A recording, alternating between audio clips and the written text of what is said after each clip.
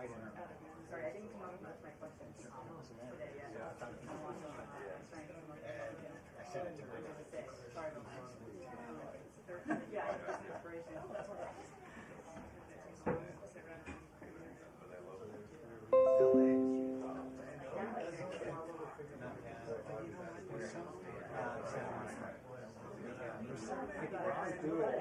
I could do it. I just like if we want like yesterday something.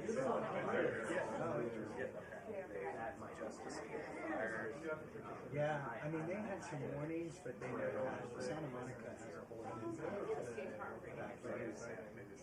It's near Santa Monica. Right. No, there were some areas a little north, like right on the line. Yeah, right. They were right on there. Okay. Yeah. Yeah, I have to ask him about his golfer. Did you ever do the WHNPA golf thing? I think I tried one time and I didn't work out. Eric Connor golfer. Yeah. I remember like when I was real young, we were just running around drinking beer and like festival and like I came across you guys in their team distant scopes and all that shit, and I was like, hey, beer, and they were like dialed in. They won. Won the whole thing. Oh, right. Guys. Ed Lewis? Oh. But you know him. Yeah, he's a big golfer too. Yeah, he owns most of my neighborhood. Oh, does he? Good. Pulling in, about 6 months ago, pulling into my alley, and he's up there on the corner. This is one of my rentals. Oh, really? Good for you. I grew up in that neighborhood in the 80s. Where is it? Which is Oh, right. Yeah, that was dicey. Dude, it was dicey in like 2003. Well, that could be better. Yeah. When I was just starting out, like the little things in my neighborhood, do something else. I gotta go. I don't know. Oh, you're right. Hey, now I live there. I came in the late 80s. Yeah. And during the crack era, Yeah. like 14 Yeah. and then all that. It's like a movie set. Yeah. Couldn't turn left. No left on. No right turns on K Street. Yeah. Watching those guys have crazy stories.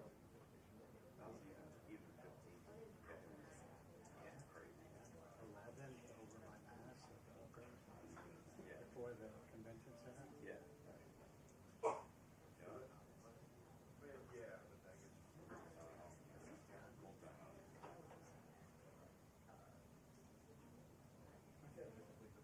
I came there back not that long ago, some years back, and I saw it. I don't know, maybe you can.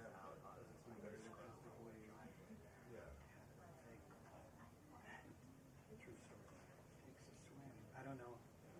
Ed Lewis? Yeah, it takes a swing. And then I'm like, that's insane. I could see, just doing that. That's different than Just that's what I mean. It's already Yeah. For the preset, you'll take center. For the okay. Okay, you take a ladder out. so that's something to consider. Oh, right. Okay, I'll let you know. Sure. Yeah. Okay. I'll let you It know. seems to be right. I mean, what's the name of it? Let me go. Cool. come on. I just want to Rodeo day one, I know. I don't want that like crotch or the bottom. Thank you guys. No, but you know the Marriott is a problem because you have Right. sign it. That's right.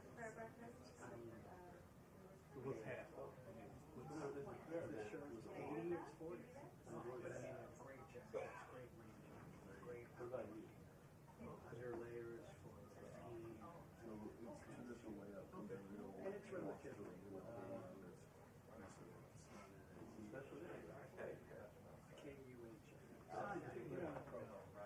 God, I hate to be that way. Okay, then. But I mean, No, you're out. I'm gonna write on an email. okay, thank you. Under no means. I'm not sure about the could be a twin or a triple. Around here, we're looking like all these. That hurts. I take it personally. Don't do that. That's the only thing for me. Even though I do need it. I don't want any trouble. Look, man, I'm just a little guy over here in the corner. I'm just in the corner. That's why I have this spot here, because I know it could be a little dangerous. And I like to take a bulletproof glass. You need more than that. Oh, you're not going to put me. You just had that look. You always have. A fear in my life? No, that's just coming through. It's all fear, trust me, it's fear in my life. You're loaded. In Las Vegas. Love it.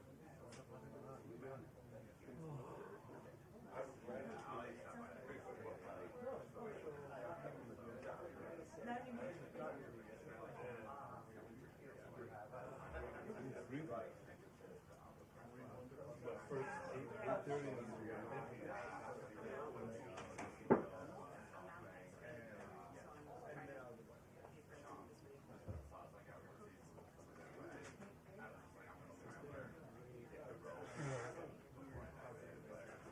I had set up in our spot, and I had like 4 kids.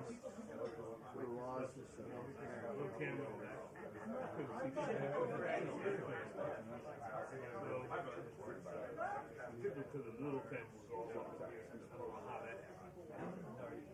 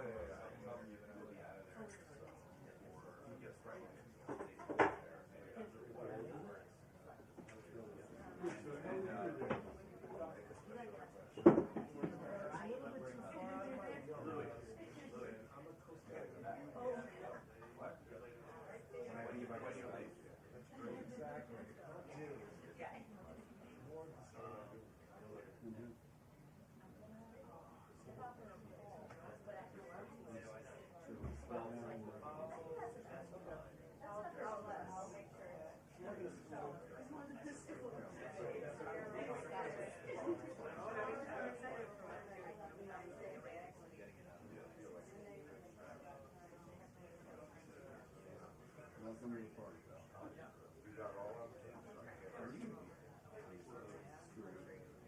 Everybody's head on.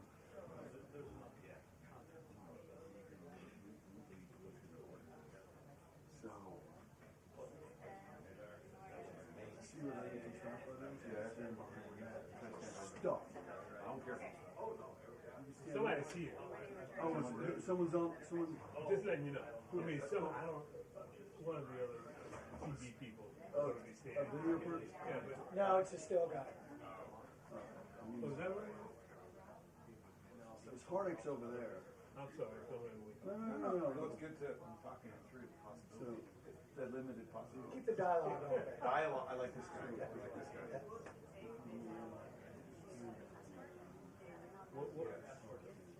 Whatever you do, don't hang a camera and don't let it fall.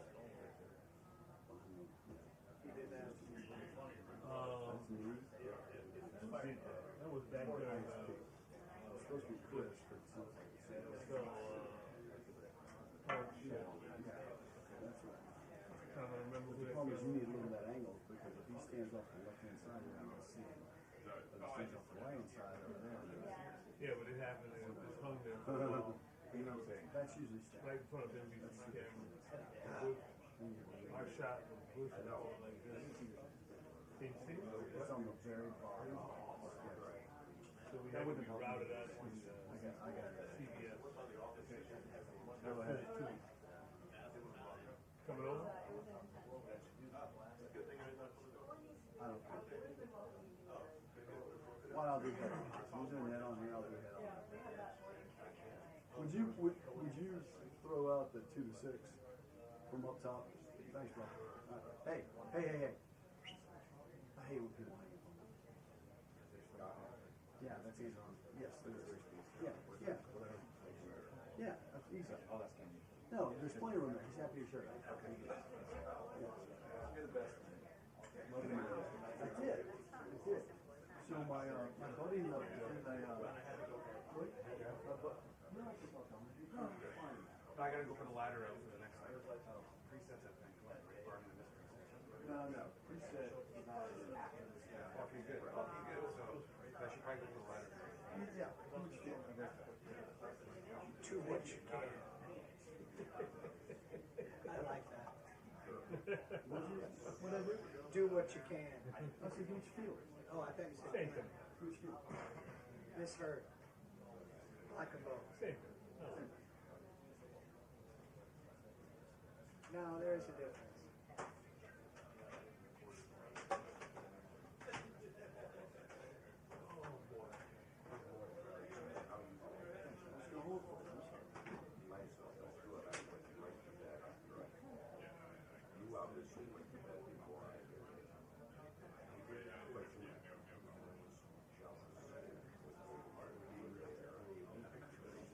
Oh, what, the pyramid?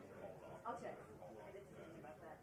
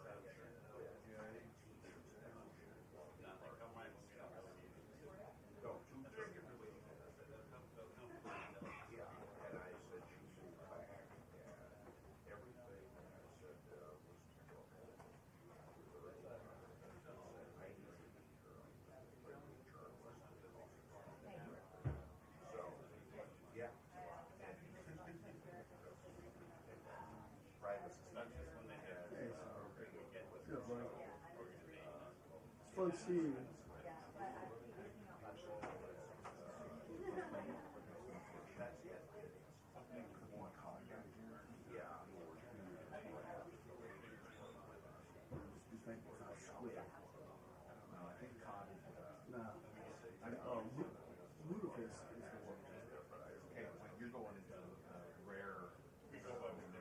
You should have even knew what that was. You probably had it.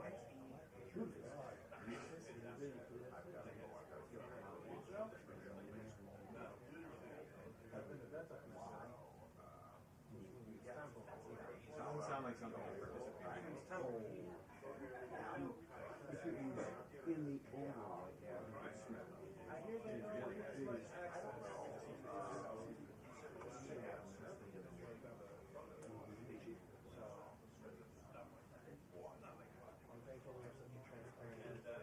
What?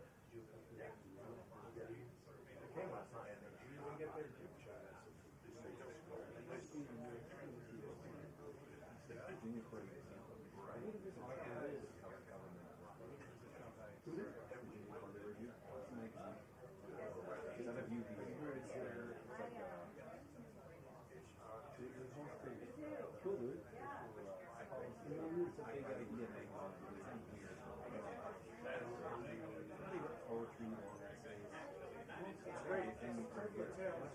So you gotta keep an eye out for my friend's son's pumping.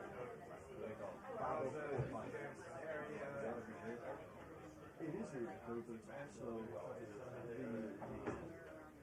grant for his own story.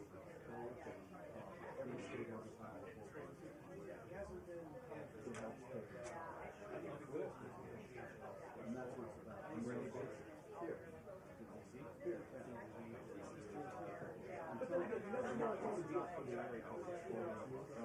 Every state has given you a it's not a good start.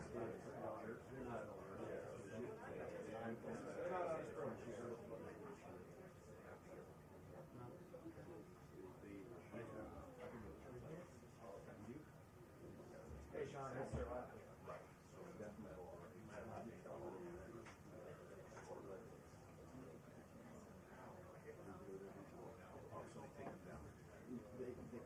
Hey, I like when did the actual Two administrations ago. Really? No, it's real good.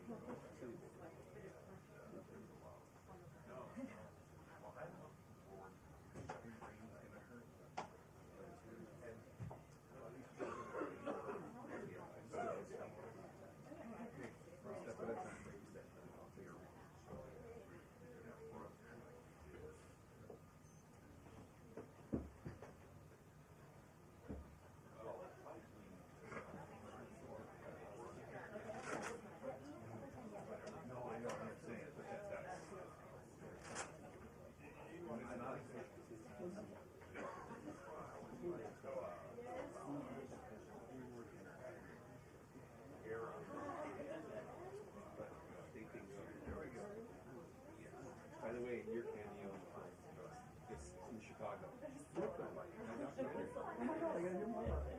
Oh, you're in it. We meet Ken Light. What did I do? I think you're helping me sing. I love that. I love that. No, you're in Chicago. Remember that protest and the fights and the Trump hotels over there? And then you turned around and you're like, oh my God, I have a protest.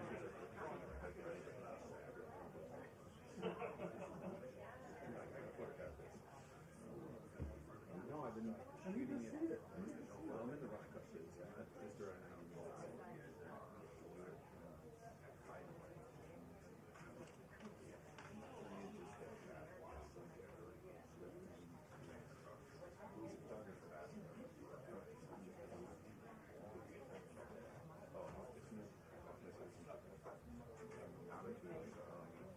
Yours?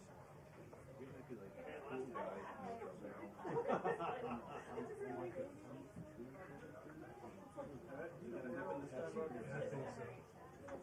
We've been through it.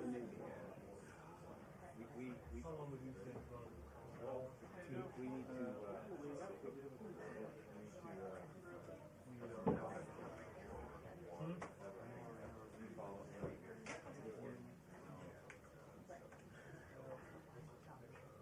way. Is that the stretching yours? Hey, keep it down. Get that leg down. That's not wet. Anybody else want to come back in? I'm out. Andy's thinner. Andy's thinner. And Andy's got less hair though. Oh boy. Here we go. Here we go.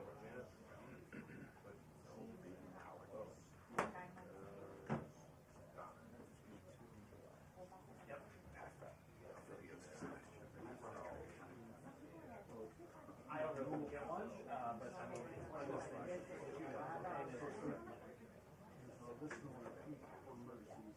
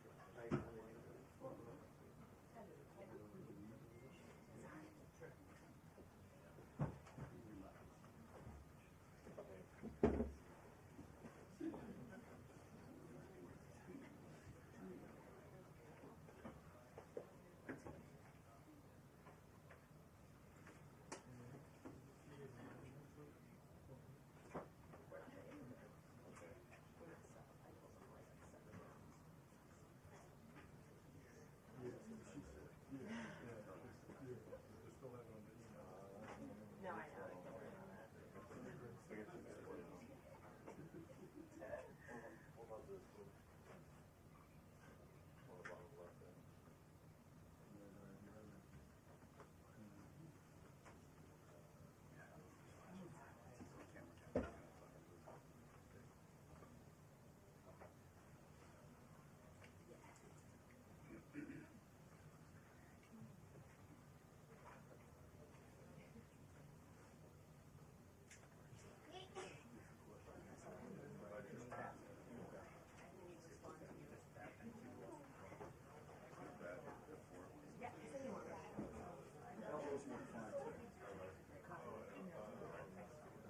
We got Quick check, Alicia. Hey, check. Thank you. Okay. Splash. Peter? 543. Thank you. 2-1.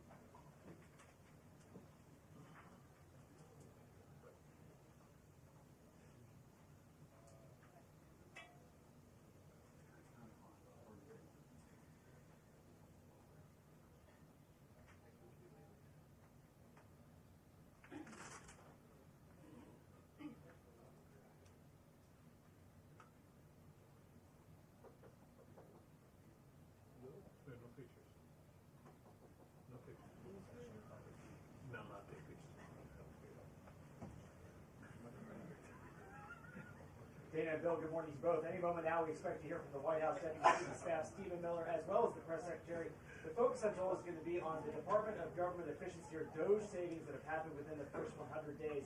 This program, which has certainly generated a lot of attention, both pro and con up on Capitol Hill and with the public, is going to be focused on what they've been able to save so far. While we've seen a number of Democrats say that they've taken a machete to many government programs, the administration says it's also found a lot of waste, fraud, and abuse that it wants to highlight. So I would expect in the briefing, we're at least going to hear that off the start of where money has been saved. Of course, the number one issue on so many people's minds, whether it be in polling or as we talk to people, is the economy. The White House still facing a lot of questions about its trade policy. The president just yesterday, once again, defending his tariff policy. We heard from an economic advisor this morning who said it's very possible a trade deal could be announced, or at least developments on a trade deal announced by the end of the day today, but it was only a tease. No guarantee either way. The White House has been facing a lot of questions, though, about its economic strategy, given some of the economic news we've seen just within the last 24 hours. The latest GDP news showing that the economy shrank in the first quarter ever so slightly. We had new numbers out this morning showing weekly jobless claims also up a little more than expected. Even places like McDonald's seeing same-store sales fall within the first quarter. So So whether or not this is a broader economic indicator of where things stand with the U.S. economy or just kind of nitpicking, we'll be looking to get the White House's comment on that. There also was major news overnight as the U.S. and Ukraine reached this minerals deal, which has been talked about now for months. Treasury Secretary reaching a deal with Ukraine's economic minister that would essentially allow the U.S. to eventually gain investment access to what Ukraine is able to offer. The Ukrainian government has been very eager to keep U.S. investment in the country as it's continuing to fight with Russia, and we obviously know that the administration has been working to create some sort of peace deal eventually. There's been a lot of talk about could this actually happen anytime soon. The Ukrainians are saying that they hope this is the first step to continue U.S. involvement as they try to defend their country. We also expect a lot of focus to be on the president's first 100 days. He's going up to, I should say going down to the University of Alabama tonight for a commencement speech. He'll likely talk about what he's been able to accomplish within his second term.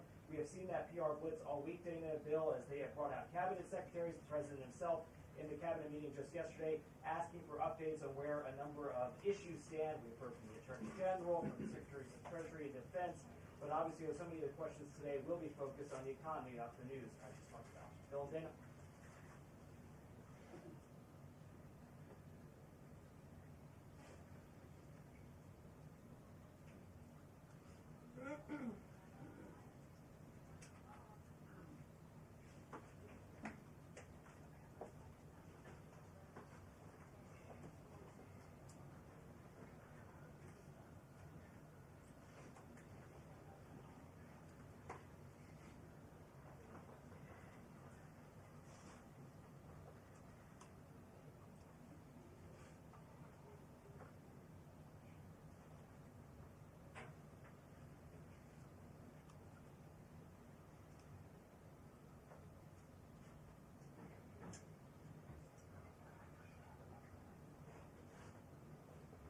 Dana, there's been a lot of questions about timing, about whether or not we'd actually be able to see that bill done by the 4th of July, which is what officials here have been trying to say they would like to see happen. Obviously, it would be symbolic. 2 minutes until the briefing. 2 minutes until the briefing. Dana, so I'll take my seat in 2 minutes as they are going to be out here. But I will say that in terms of the congressional leadership coming here to the White House, obviously they want to give the president an update of where things stand on this negotiation. The White House very eager to see this bill be signed into law, and they're getting ready to come out now, so I'll take a seat. Dana?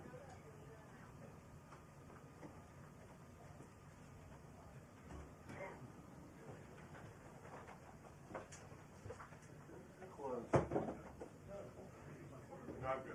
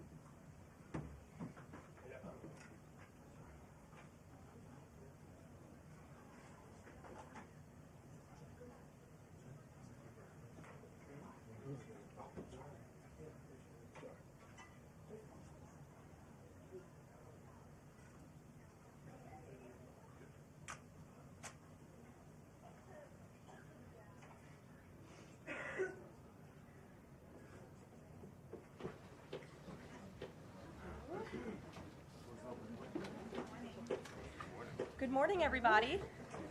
We're capping off the first 100-day week with our Good morning, everybody. briefing. How does everybody feel? We're capping off the You first... like the morning briefings? Okay, we do too. That's why we're doing them. It's good to see all of you. I brought a friend out here today who is happy to take your questions, but first, some remarks. At 11 o'clock, President Trump will participate in a National Day of Prayer event where he will invite Americans of all faiths across the country to join him in asking for God's continued blessings over our great country. During the event, the president will sign an executive order establishing a Religious Liberty Commission. Later today, President Trump will travel to the University of Alabama to deliver a commencement address to the graduating class of 2025.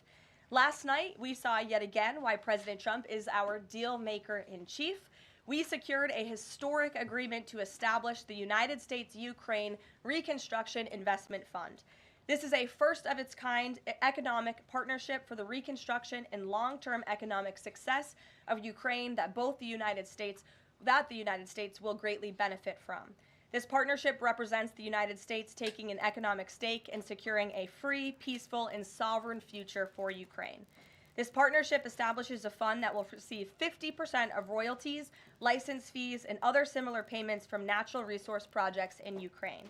President Trump has been clear from the beginning. He wants the killing in this brutal war to end. This agreement shows how invested the president is in securing a truly lasting peace. To mark President Trump's triumphant first 100 days in office, we've detailed all week how President Trump has been hard at work delivering on the promises he made to the American people. And yesterday, the president once again showcased why he is the most transparent and accessible president in American history when he held his 4th open press cabinet meeting. Every cabinet secretary went into great detail, explaining how their respective agencies are making life better for American families and businesses. And then the president allowed all of you to ask questions on anything you wanted afterwards. One of the main reasons President Trump won nearly 80 million votes, swept all 7 battleground states, and received a resounding mandate from the American public is because of the contrast he presented during the campaign and continues to this day. Everything in President Trump's agenda is grounded in one thing: common sense. While the Democrat Party went off the deep end and doubled down on pure craziness, President Trump pledged to restore common sense back to the United States of America. In a little more than 3 months, that's exactly what he's done. He recognized that America is a sovereign nation that cannot survive if it does not protect its territorial borders. So he secured the border in record time and ended the mass invasion of tens of millions of illegal aliens into our homeland. The president knows his top responsibility is ensuring the safety of the American people, which is why he's arresting violent illegal alien invaders in our communities who threaten our public safety. And it's unacceptable to President Trump to allow rampant waste, fraud, and abuse of Americans' precious tax dollars, which is why the president championed a historic DOGE effort that saved nearly $200 billion already.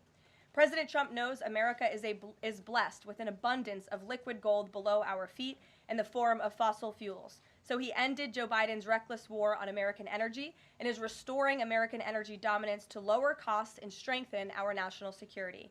President Trump believes Americans should be free to drive whatever car they want, so he ended Joe Biden's disastrous EV mandate and promoted true consumer choice. President Trump stood up for the Constitution's promise of colorblind equality before the law, so he terminated radical DEI preferencing and federal contracting and directed federal agencies to relentlessly combat private sector discrimination. DEI seeks to divide and pit Americans against each other based on immutable characteristics. President Trump put an end to it. In President Trump's America, individual dignity, hard work, and excellence are the only things that will determine if you get ahead. President Trump is a proud free speech champion, which is why he ended Joe Biden's trampling of free speech rights and the federal government's censorship of American speech on online platforms. The president believes college students have a right to speak their minds and go to school safely. Again, common sense. So he took bold action to protect Jewish American students from harassment by pro-Hamas radicals on their campuses. And President Trump knows that America's children are our future, and he'll never stop fighting for them. That's why he ended the radical, un-American indoctrination of children by eliminating support for divisive, radical gender ideology and equity ideology, and why the president protected parents' fundamental rights. And lastly, the president believes in fundamental biology. Isn't that something? Which is why he made it the official policy of the United States government that there are only 2 sexes, male and female. And because men and women are biologically different, President Trump ended the unfair, demeaning practice of forcing women to compete against men in sports and having their private spaces invaded. When President Trump promised a complete restoration of America and the revolution of common sense, he meant it. And over the next 100 days, get ready for historic trade deals, budget deals, and peace deals. For more on President Trump's common sense revolution, I will turn it over to our White House Deputy Chief of Staff for Policy, Stephen Miller. Stephen, thanks for coming in today. Thank you, Caroline. Great to be up here with you, and great to see so many familiar faces I've had a chance to get to know over a number of years as we gather this morning to continue our celebration of President Trump's unprecedented and historic first 100 days in office, what are without doubt the greatest 100 days to begin any American presidency in the history of this nation. This week you've heard about the historic actions President Trump has taken to secure our homeland, to secure our sovereignty, to secure our economy and our supply chains and our industrial base. Today, you're also going to hear from me about what President Trump has done to secure our values, our culture, and our way of life from the unwavering assault from the radical left and the communists and the Democrat Party.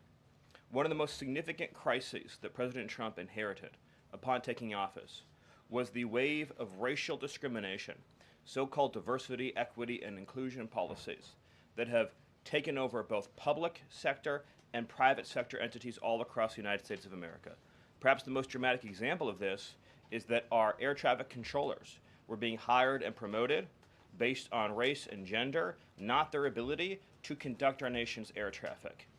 I would estimate that probably 90% of Americans would agree with the statement that airline safety should be based on your ability to keep, airline safety jobs should be based on your ability to keep planes landing and taking off and flying safely, not on what demographic box you check. President Trump has ended across the entire federal government all hiring, recruiting, retention, promotion, and training based on race and sex. This includes in our law enforcement agencies. So again, when we took office, even in sensitive law enforcement, national security, and intelligence agencies, we were hiring individuals not on their ability to carry a weapon, not on their ability to keep Americans safe, not on their ability to conduct sensitive intelligence operations, but based upon race and sex. And obviously, that is unacceptable. It's going to be merit-based across the whole federal government. But this wasn't just the federal government. This was the private sector, and this was also, of course, our entire university and education system. So President Trump's Department of Justice, working with other departments and agencies, have made clear that this administration is going to fully enforce Title VI, Title VII, and Title IX of our Federal Civil Rights Code. Discrimination based on race and sex is prohibited by law, and this administration will vigorously enforce that. And companies, small or large, that violate plain text of federal statutes will face appropriate financial and other penalties. This administration is not going to let our society devolve into communist, woke, DEI strangulation. We are going to have a system of merit, which is not just a social and cultural issue, it's an economic issue. When you hire, retain, and recruit based on merit, as President Trump has directed, you advance innovation, you advance growth, you advance investment, you advance job creation, you create the best and safest product for all Americans. When a citizen goes to, say, a hospital in a medical emergency, they don't care what race or sex their doctor or their nurse is. They want the best treatment they can get in that emergency. When they're flying a plane or when they're on an aircraft, they want that pilot to be the best pilot, the safest pilot, not caring what that pilot's race or sex is. This applies across the whole government.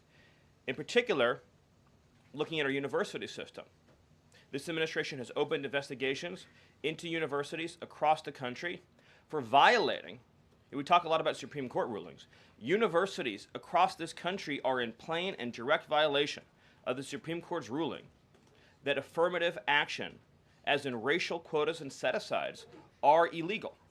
Students must be admitted to universities on a color-blind basis. But we have demonstrated through clear evidence that our university system, including our medical schools, and perhaps particularly our medical schools, are engaging in race-based discrimination, racial set-asides, racial quota schemes, and other efforts to evade the Supreme Court's ruling, and again, the plain text of federal statute. So universities are on notice, and universities are already facing the financial consequences of their noncompliance with federal law. The clearest example that we're all familiar with, of course, being Harvard, which is engaged in repeat, systemic, and sustained violations of federal civil rights law. Another area of civil rights law that we talk about a lot, of course, is Title IX, sex-based discrimination. And this administration ended the Biden administration's policy and the Democrat Party's policy of allowing men into women's sports, men into women's spaces. We are using every single legal and financial tool we have at President Trump's direction to make it clear that schools and universities are and will lose federal funds, as you've seen in Maine, if you allow men to invade women's sports and women's spaces. And this applies to our whole K-12 system. The Department of Justice is also coordinating with state and local law enforcement to fight child abuse in our school systems. It is child abuse to change a child's gender, particularly if you do not inform the parents. In other words, if a 5-year-old or a 6-year-old goes to school, or a 7-year-old goes to school, and the teacher tries to turn the boy into a girl or the girl into a boy, that is child abuse. And this administration is treating that as child abuse. And it is a gross violation of parental rights. This also includes the administration's message to our hospital systems that they cannot and will not be allowed to use taxpayer dollars to perform chemical castrations and sexual mutilations of children. Castration surgeries, castration drugs, sterilization treatments of children are barbaric. They violate all sound medical ethics. They are completely unwarranted. They harm children for life irreversibly. It is child torture. It is child abuse. It is medical malpractice. And so the Department of Health and Human Services, under the leadership of Bobby Kennedy, as well as the Department of Justice and other departments of this government, are making clear to our medical providers and our hospital systems that you cannot use taxpayer dollars to perform these barbaric procedures on America's children. And HHS has systematically eliminated all of the junk, fake science that was produced under the Biden administration promoting sex changes on children, promoting the idea of sterilizing children. That's been cleaned out, that's been removed, and new guidance is being issued to doctors and hospitals advising them that they cannot perform these horrifying procedures, these irreversible procedures on our nation's children. We are also making clear in our prison system, male prisoners will not be allowed into women's prisons. The Biden administration promoted prison rape by putting men into female prisons. That is obviously insane, cruel, and unacceptable. And even though the Democrat Party and Hakeem Jeffries and the Democrat media continue to fight to put men into women's prisons, this administration will not allow that. And will not allow men, as well, in our K-12 system, into women's private spaces and restrooms. We have seen horrifying example after example of young girls being sexually assaulted because school districts have allowed men into women's and girls' private spaces. This administration, President Trump, is at the forefront of protecting women and protecting girls. And nowhere is that clearer than when we are talking about fighting radical gender ideology. This administration is also fighting to get critical race theory out of our school districts. Children will be taught to love America. Children will be taught to be patriots. Children will be taught civic values for schools that want federal taxpayer funding. So as we close the Department of Education and we provide funding to states, we are going to make sure that these funds are not being used to promote communist ideology. For any nation to be successful, it cannot teach its children to hate themselves and to hate their country. So these are a few of the areas in which President Trump has fought the cancerous communist woke culture that was destroying this country, where we were led to believe that men were women, that women were men, that racial discrimination was good, that merit was bad, and that safety and physical security mattered less than the feelings of liberal ideologues. The president has also fought to return the Department of Justice to its core mission of protecting public safety and locking up violent criminals, instead of using the Department of Justice to target conservatives, to target Christians, to target people of faith. The last administration cruelly and shamefully used the power of the Justice Department to go after law-abiding Americans, in particular Trump supporters, conservatives, and Christians. That persecution has ended. The Department of Justice and the FBI are back in the business of going after bad guys, of going after gangs, of going after criminals, and keeping Americans safe. Let me just conclude before taking questions by noting that when you look at the sweep of the first 100 days, every single crisis that has afflicted America for years, sometimes decades, sometimes generations, this president has fought head on. He has taken on every entrenched power structure and system all across this government, this swamp, this town. That includes, of course, the Doge efforts to slash corrupt, wasteful government spending, graft, and corruption, and to stop billions of taxpayer dollars from going to radical left NGOs. These are left-wing nonprofits that are used to advance illegal immigration, to advance open borders, to advance gender ideology, and to advance all of this insanity that has been turning our country in the wrong direction for so many years. President Trump took head on the trade crisis afflicting this country with the destruction of our manufacturing and industrial base, the shameful betrayal of the American worker by Joe Biden and the globalists that sent all of our supply chains overseas. He took head on the catastrophe of mass, unlimited illegal immigration that was turning us into a failed third world state, and achieved the lowest level of illegal immigration in recorded history without even a close second. He took on the economic crisis afflicting this country by reopening American energy, by defeating inflation, by lowering gas prices, by ending the onslaught and reversing the onslaught of federal regulation, by reopening coal, shale, oil, natural gas, and fighting now for the largest tax cut and reform, and the largest deregulation reform, and the largest energy reform in American history. These are just some of the things that have ushered in the new golden age, along with his fight to restore the peace that we had for 4 years under the previous administration before Joe Biden sunk this planet into bloodshed and war in the Middle East, in Europe, and rising tensions in Asia. President Trump, in every area of conflict around the globe, has been fighting to restore peace, security, stability, harmony. So he inherited an economic catastrophe, a border catastrophe, a public safety catastrophe, and a cultural catastrophe. And in every case, he has reversed those catastrophes and brought America into the new golden age. So I thank you for your time, and I look forward to any questions you have. Awesome. Thank you, Stephen. And as always, we'll start with our new media seat today. Chris Bedford from the Blaze Media. Why don't you kick us off? Thank you very much.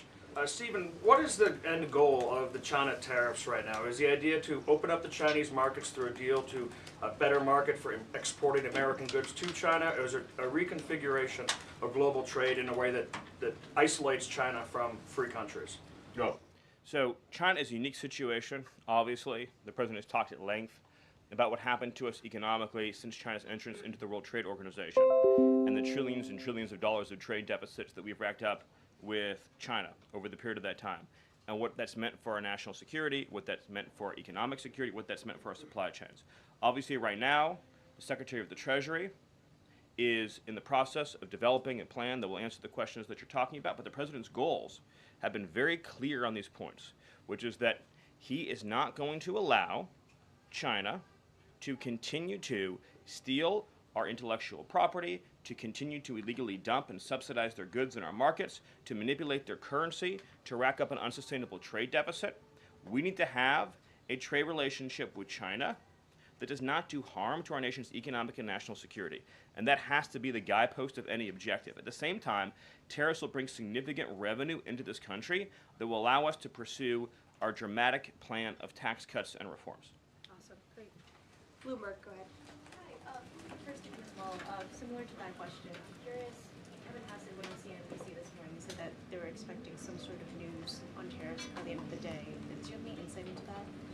I don't want to get ahead of any announcement, but I'll just reiterate that right now, countries from all over the world, because of President Trump's leadership, are desperate and dying to make trade deals with the United States. We're going to evaluate each of those deals, and President Trump is personally involved in making sure that these negotiations serve only one interest, which is the interest of the United States of America, and we'll end up with a deal in these cases where, yes, the other countries, obviously, will have their own demands and their own interests, but nothing will go into effect that doesn't serve the interests of America and the American people. Thank you. Stephen, this morning GM is putting a dollar figure on how much the president's tariffs will impact the company. The CEO says tariffs will cost GM between $4 and $5 billion this year. The CEO of Ford says he can't commit to not raising prices because of tariffs. Is the administration open to doing more to give automakers relief? The question, unfortunately, misses the entire point, which is that U.S. automakers have announced dramatic investments and expansions inside the United States. American auto plants are growing, they are expanding, they're opening new facilities, they're expanding existing facilities that are already in operation, because it is now the case that for the first time in our lives, that American cars receive preference in America's markets. The U.S. auto industry used to control the entire world. I believe the number during the heyday was that 70% of all cars in the world were made in Michigan. And now, of course, we've become a tiny fraction of the global market.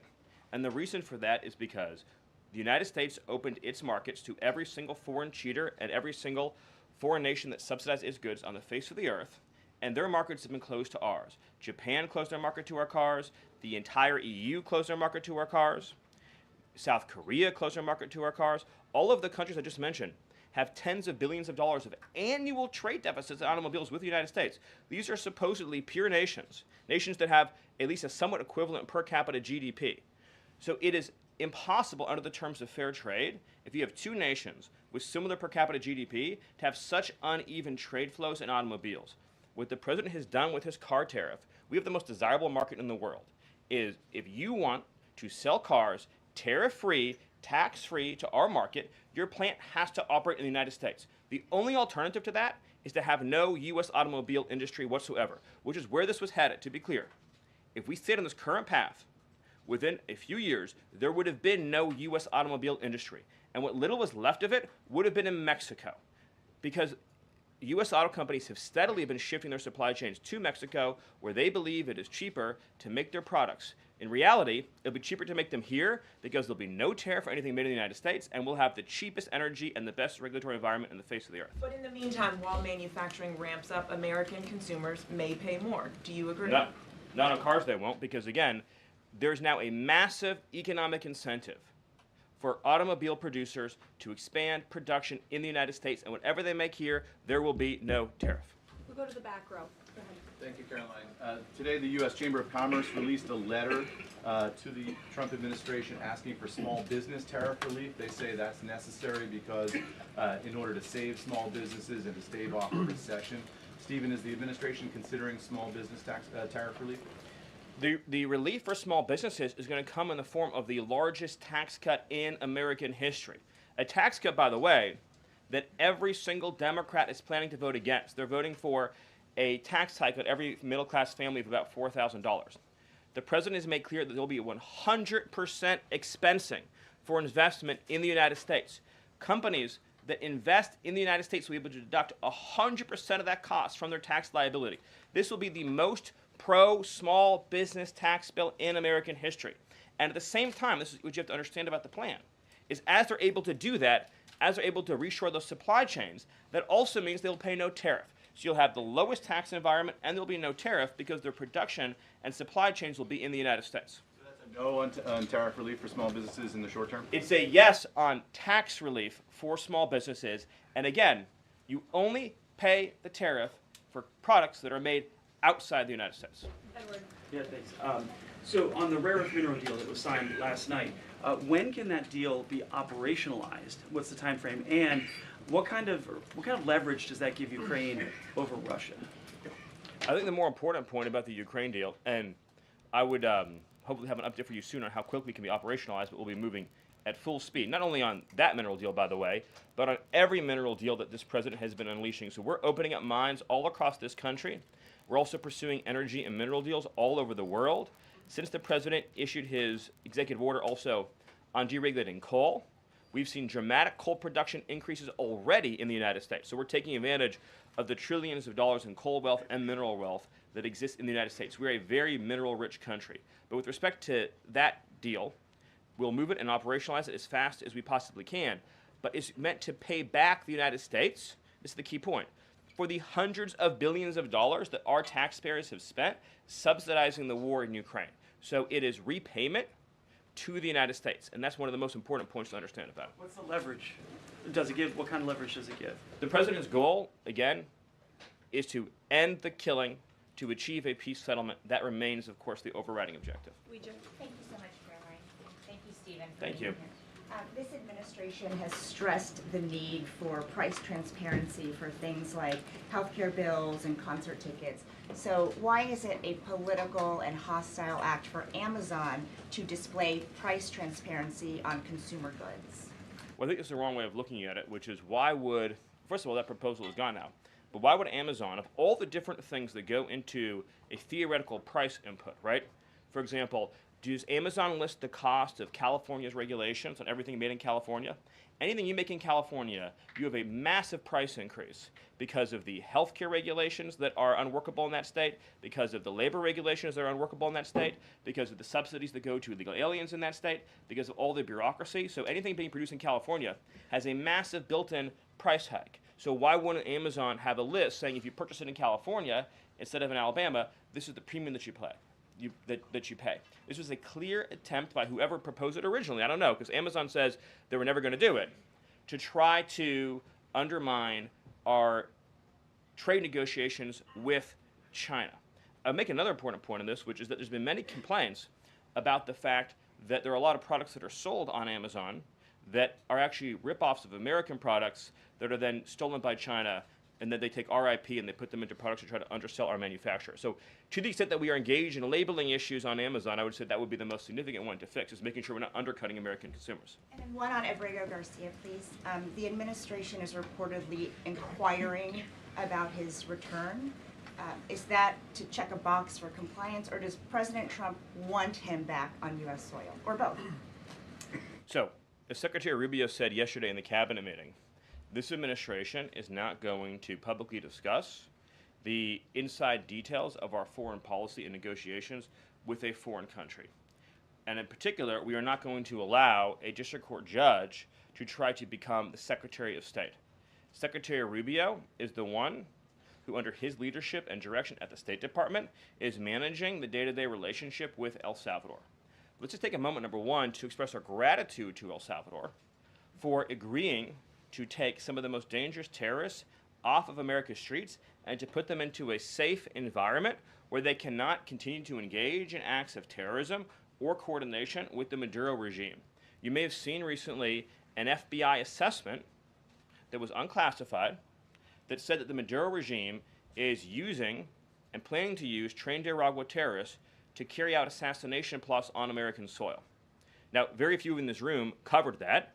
I'll let you all ask yourselves why you didn't cover it and why your editors didn't assign that story to you. That's something I think you should think about on your own. But this is a earth-shattering piece of news. The Biden administration imported the terrorist army that our own FBI assesses is planning assassination strikes on American soil against critics of the Maduro regime. Those are the terrorists that President Trump is finding and apprehending that our Democrat judges and Democrat activists are trying to keep on U.S. soil. Train de Aragua has the same legal status as Al-Qaeda and ISIS. MS-13 has the same legal status as Al-Qaeda and ISIS. These are foreign terrorists operating on our soil. And our gratitude to El Salvador for agreeing to take custody of these terrorists is immense. With respect to the case that you mentioned, there's now even been more evidence that has been made public of this person's violent, repeated threats and assaults against his spouse. Someone who had repeated, documented human trafficking and human smuggling offenses. Somebody that has extensively documented membership in MS-13, a terrorist organization, and of course he had MS-13 tattooed on his knuckles. This is a person that was a clear and present danger to the safety of the American people. And it is a sad reflection on the state of our media and many of the outlets represented in this room that you obsessively try to shill for this MS-13 terrorist while no coverage occurred in your papers about any of the Americans that were raped and tortured and murdered by the illegals that Biden was importing into our country. You know, you talk about due process. The Biden administration made the decision to give extensive due process to two trained de Aragua terrorists that were apprehended at the border just a couple years ago. They were two gentlemen. They were from Venezuela. They were members of trained de Aragua. The Biden administration Border Patrol apprehended them and made the decision to provide them with extensive due process, put them onto a program known as supervised release, and put them on ankle monitors so that they could go through a lengthy legal, judicial determination as to whether these legal aliens who had just set foot on U.S. soil might want to live in the United States for the rest of their lives. What was the result of that decision? What was the result of that choice that was made? Those two men kidnapped a young girl named Jocelyn Ungary from her family. They beat her, they sexually assaulted her, they tortured her, they stripped her, they murdered her, and they dumped her body. That is what the Biden administration's policy was. Most of your papers never covered her story when it happened. To the extent that you covered it at all, it was because President Trump forced you to cover it by highlighting it repeatedly over and over again. He had to shame you into covering it. And each and every one of you that sides over and over again with these MS-13 terrorists, to the extent that you have the financial means to do so, you all choose to live in condos or homes or houses as far away from these kinds of gangbangers as you possibly can. If I offered any one of you a rent-free home with no taxes to pay in any of these gang neighborhoods, and I said your neighbors are MS-13 terrorists or Mexican mafia or Sinaloa cartel or Tren de Aragua, I couldn't pay you to live there. But yet you, with your coverage, are trying to force innocent Americans to have these people as their neighbors, and that one day their daughter may be abducted from their home and raped and murdered. So you're not going to get an ounce of sympathy from this administration or President Trump for the terrorists who've invaded our homes and our country. Awesome. Thank you. Peter, we'll take a couple more questions. A couple questions on Doge, of course, because that's the topic that you're here to speak about. But I want to ask you one other question about the topic of prices. We heard from the president on this just yesterday, right now, on prices and the risk that there could be some short-term, as he said, shortages. He was referring specifically to dolls. What do you tell Americans right now, Stephen, who say they can't afford to, in the president's words, be patient? Americans who voted for President Trump on his promise that he would lower prices across the board on day one. But he did lower prices across the board on day one. Well, grocery prices last month went up 0.4%, of course. So I mean, just across the board, not exclusively eggs. Inflation, as you would acknowledge, is down substantially. Gas prices are down substantially. The new GDP report showed a 22% record increase in investment in the United States of America.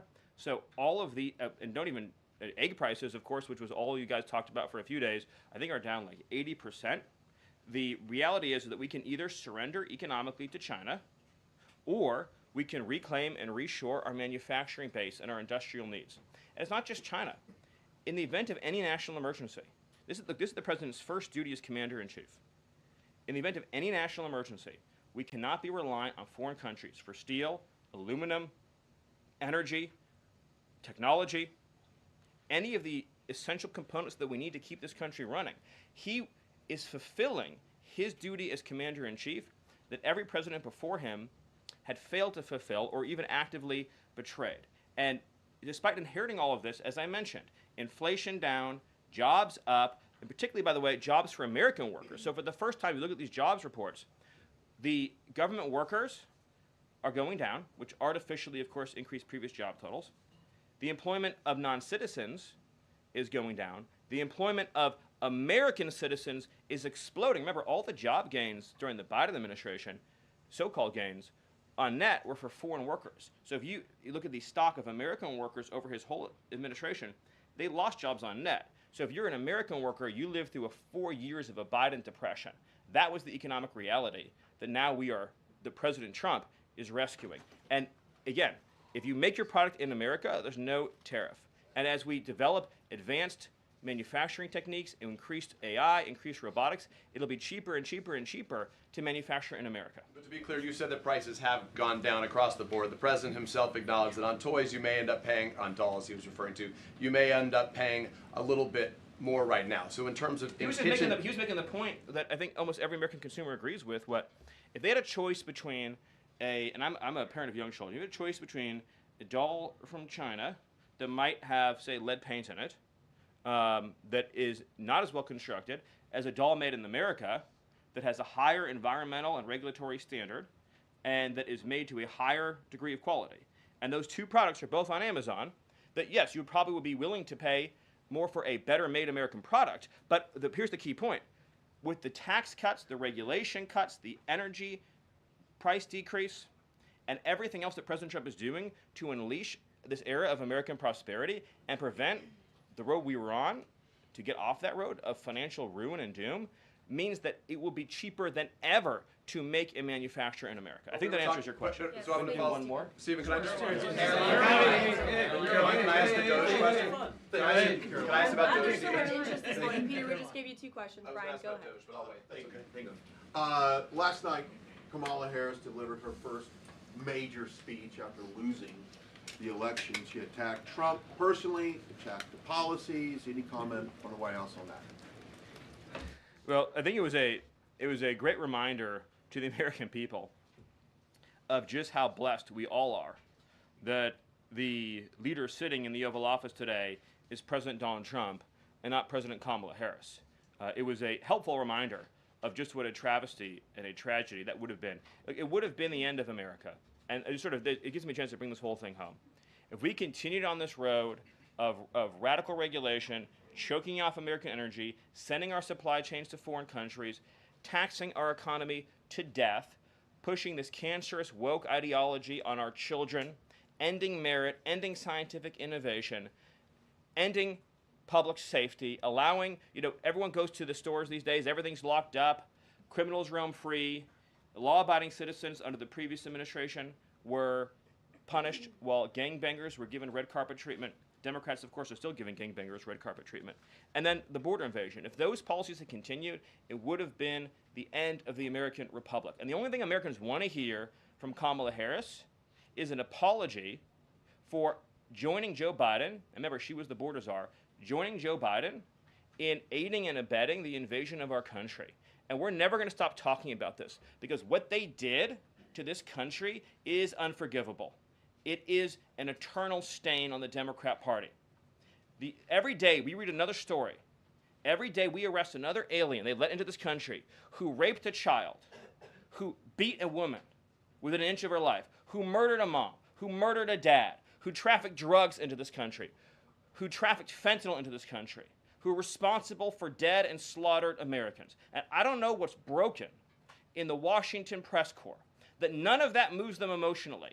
The only thing that gets them exercised is, do we need to have more trials for terrorist supporters? Do we need to have more trials for gangbangers? Do we need to have more trials for illegal alien invaders? Even though Congress and the Constitution clearly say that you can expel invaders and illegal aliens quickly, efficiently, and properly.